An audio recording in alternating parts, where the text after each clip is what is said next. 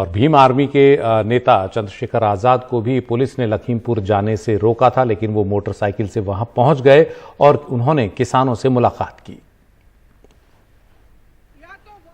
और चंद्रशेखर आजाद इस वक्त हमारे साथ फोन लाइन पर मौजूद हैं।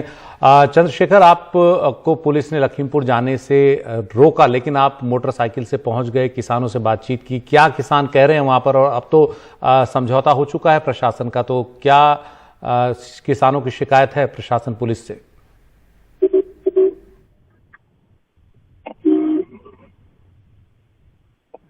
देखिए, मैं यहाँ जब पहुंचा तो उसके बाद ही वार्ता का दौर जो है शुरू हुआ, और किसान जो परिवार हैं जिनके परिवारों से शहादत हो गई है वो लोग दुखी हैं। उनकी ये मांग थी कि जो आरोपी हैं उनको गिरफ्तार किया जाए। और जब मैं उनके परिवार में महिलाओं से, माताओं बहनों से मिला तो उनकी ये भी मांग थी कि वो जो किसान विरोधी कानून है 3, जिनके वजह से 10 महीने से ज्यादा का समय हो गया किसान बैठे हुए हैं और ये घटना, उन कानूनों को जो है प्रधानमंत्री अब तो किसानों की दर्द चीखें सुन के वापस ले लें।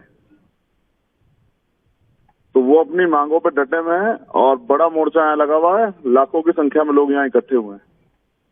आप कह रहे हैं कि लाखों की संख्या में लोग अब भी लखीमपुर में मौजूद हैं घटनास्थल के आसपास?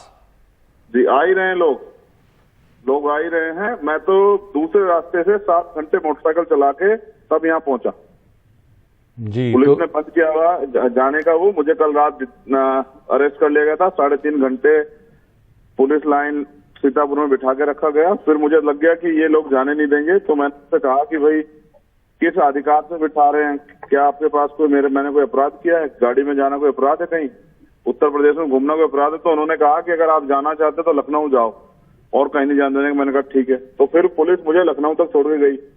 सुबह 3:30 बजे पुलिस मुझे लखनऊ बॉर्डर छोड़ के गई। 4 बजे मैंने अपने साथियों से मोटरसाइकिल मंगाई कि जब वहां आज किसानों के साथ ये हुआ है, इतना बुरा और हृदय विदारक घटना हुई है, तो हम सब लोगों को वहां होना चाहिए। और भारत का नागरिक होने के नाते मेरी जिम्मेदारी मैंने अदा की। मैं मोटरसाइकिल पे पहुंचा, मैंने किसान परिवार से बात की, उनको विश्वास दिलाया कि किसानों की जो शहादत है वो बेकार नहीं जाएगी और ये आंदोलन और मजबूत होगा। इसके आगे क्या योजना है आपकी? सभी दलों की अपनी अपनी योजना है, किसान नेताओं की भी आगे की योजना है आंदोलन को बढ़ाने की। आप क्या करने जा रहे हैं? देखिए, किसानों के साथ जो ज्यादती हो रही, अब किसान बताए किसे?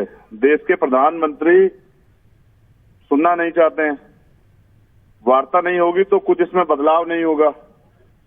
सरकार वार्ता रोके हुए है। सरकार वार्ता में शर्त लगाती है कि पहले कानून वापस नहीं होंगे। तो ये डिक्टेटरशिप जो है, ये तानाशाही लोकतंत्र में अच्छी नहीं।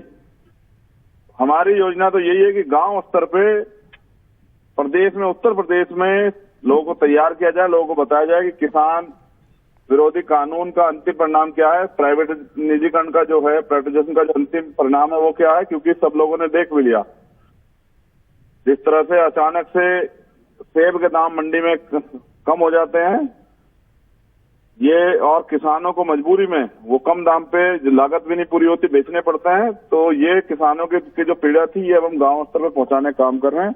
और जो भी संयुक्त किसान मोर्चा के आंदोलन से, जो भी आंदोलन को गति देने के लिए हमसे मदद के लिए कहा जाएगा, जैसे भारत बंद के लिए उन्होंने कहा था तो हमने उनकी मदद की थी।